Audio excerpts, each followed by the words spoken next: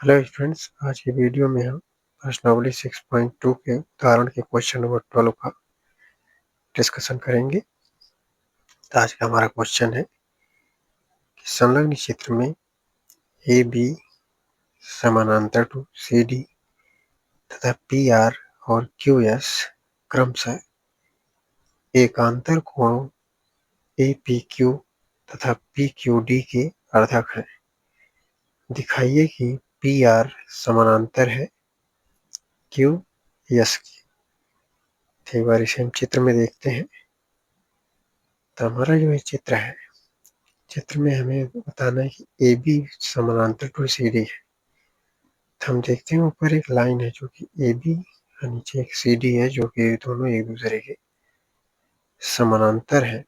और P R और Q S क्रमशः एकांतर कोणों, जो पी आर है और जो क्यू एस है, एकांतर कोण जो इसमें बन रहा है A P Q, A P Q, A P Q.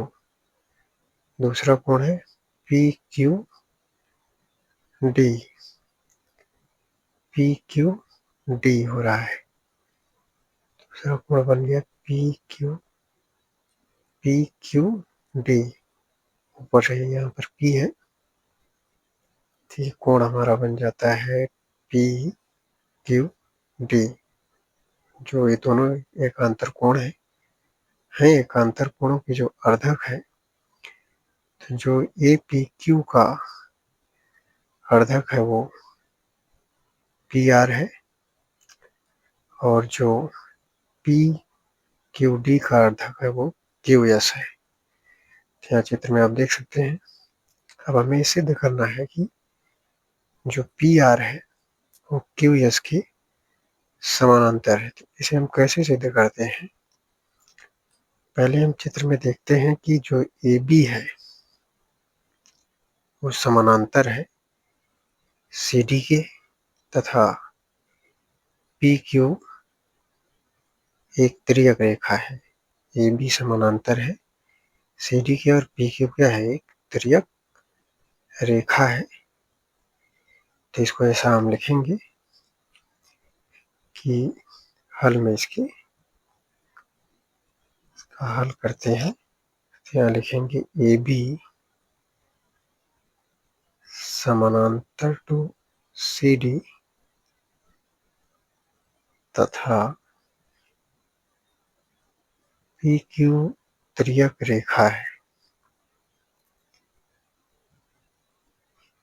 P Q तिर्यक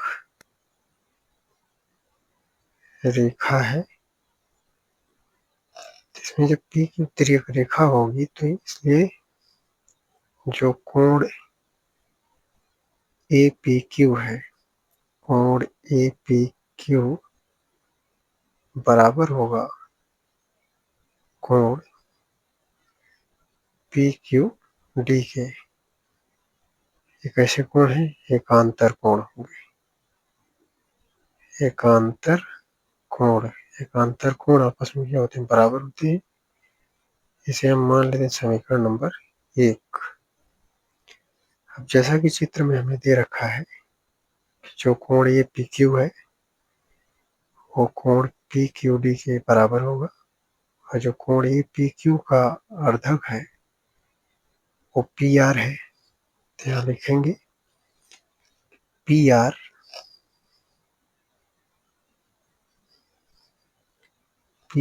कोण ए पी क्यू का अर्धक है, ए पी क्यू का अर्धक है। हम कोण ए पी क्यू को कैसे लिख सकते हैं? इसलिए कोण ए पी क्यू बराबर, हम कोण ए पी क्यू को लिख सकते हैं R P Q, R P Q. इसको कर सकते हैं 2, यानी कि इसको यहाँ करेंगे 2 कोण टू कोण आर पी क्यू हम लिख सकते हैं, क्योंकि जो कोण ए पी क्यू है, कोण ए पी क्यू का जो अर्धक है वो पी आर है। तो जो कोण आर पी क्यू होगा, ये कोण ए पी क्यू का आधा होगा। तो इसको हम यहाँ 2 का गुणा करके इसको दूना में करेंगे, क्योंकि ये इसका डबल है। देखें तो कोण ए पी क्यू और ए आर पी क्यू आधा है, तो कोण ए पी क्यू के बराबर अगर हमें इसे करना है, आर पी क्यू को ए पी क्यू के बराबर आर पी क्यू को करना है, तो इसमें आर पी क्यू में 2 से गुणा करना पड़ेगा। तो ये कोण ए पी क्यू के बराबर हो जाता है। तो इसको मान लेंगे समीकरण नंबर 2। अब ठीक इसी प्रकार से हम दूसरा देखें, तो यहाँ जो कोण जो ये क्यू एस है, यह कोण पी क्यू डी का अर्धक है। कोण पी क्यू डी का अर्धक है, तो यहाँ पे लिखेंगे क्यू एस कोण पी क्यू डी का अर्धक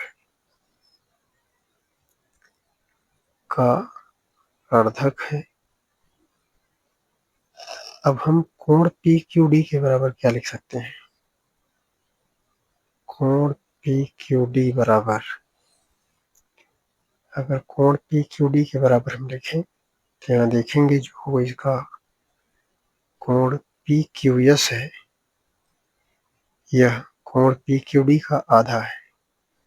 अब अगर हमें इसे कोण पी क्यू डी के बराबर लिखना है, तो हमें कोण पी क्यू एस में 2 का गुणा करना पड़ेगा। तो यहाँ हम लिखेंगे 2 कोण पी क्यू एस,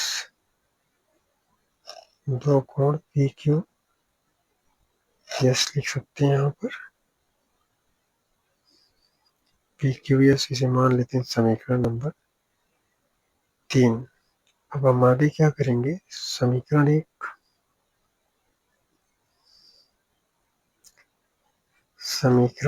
का 2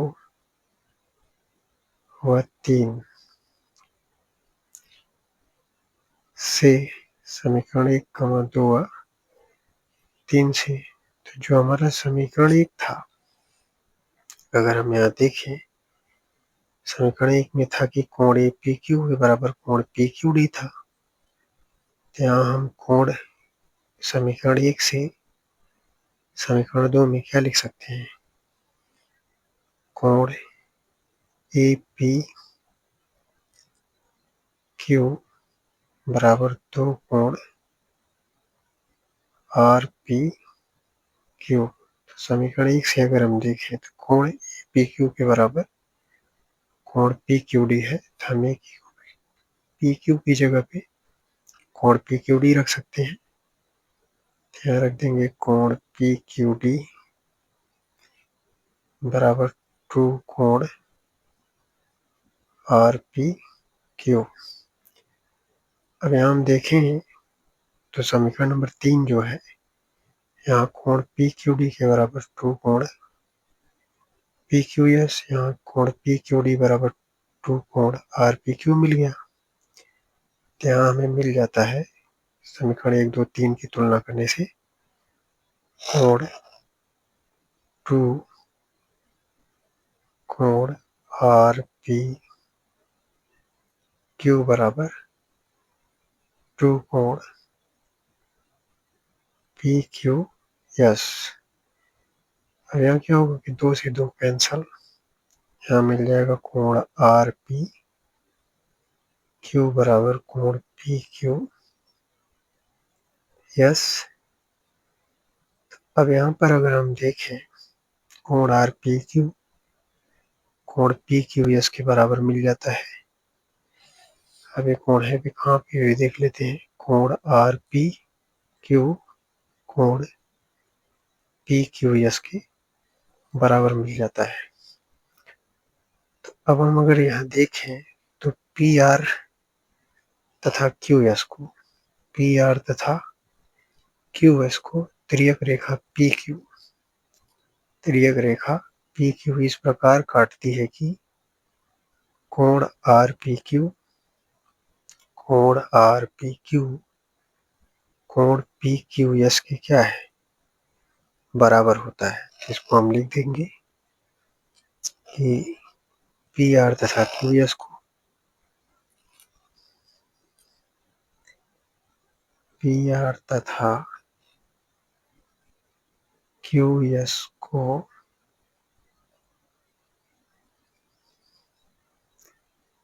तिर्यक रेखा, तिर्यक रेखा पी क्यू इस प्रकार काटती है कि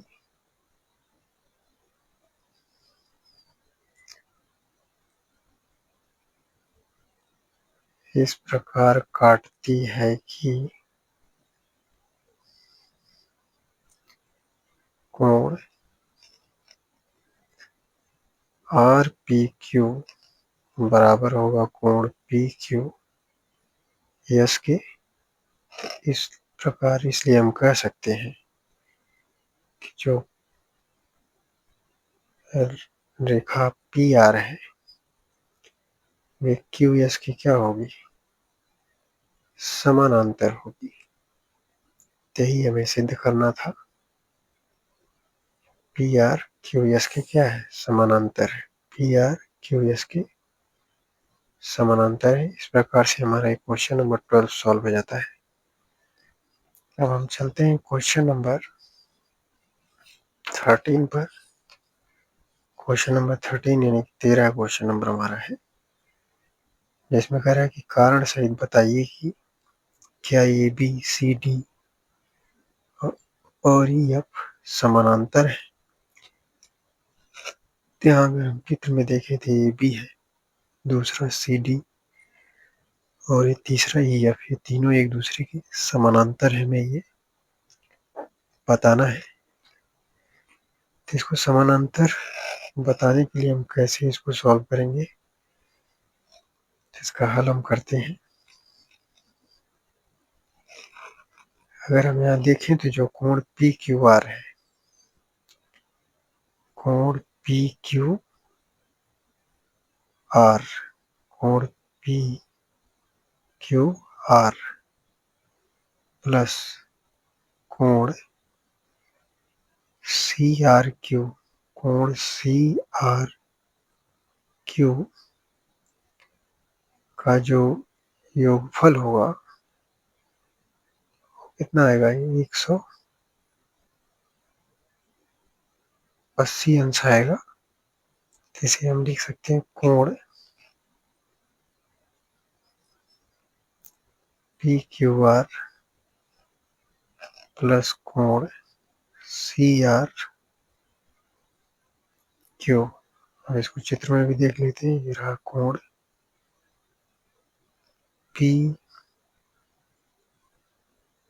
क्यू आर, कोण क्यू आर का जो मान मिल रहा है पी क्यू आर का, ये मिल रहा है कितना, 50 अंश। यहाँ हम लिख लेते हैं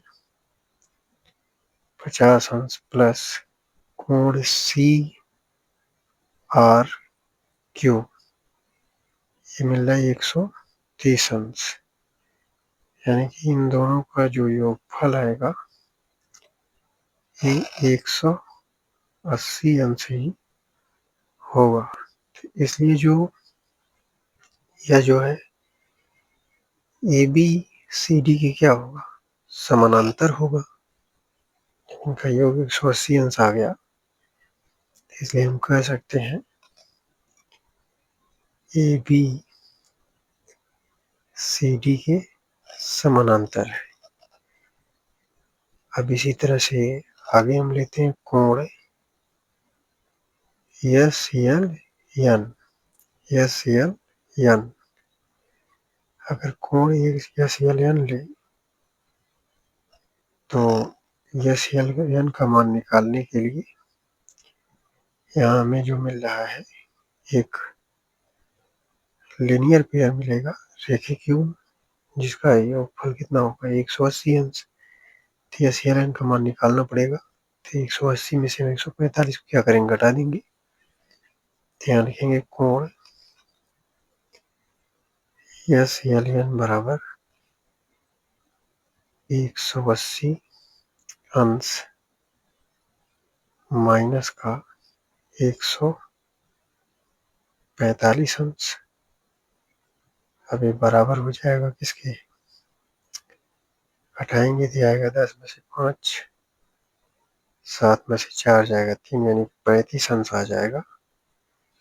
जो कि हम देखते हैं 35 अंश मान यहाँ दिया हुआ है, जो कि कोण RNM के बराबर हो जाएगा।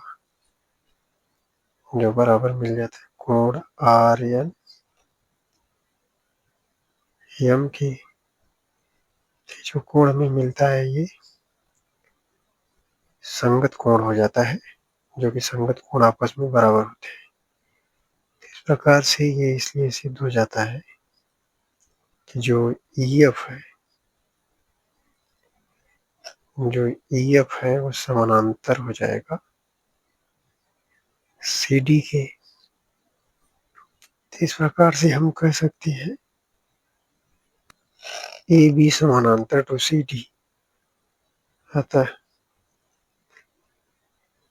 AB समानांतर टू CD, AB समानांतर टू CD समानांतर टू EF। तो यही बात हमें सिद्ध करनी थी कि AB समानांतर टू CD समानांतर टू EF, ये हमारा सिद्ध हो जाता है। हम आशा करते हैं कि आपको क्वेश्चन समझ में आए होंगे। वीडियो को लाइक करें, चैनल सब्सक्राइब करें। धन्यवाद।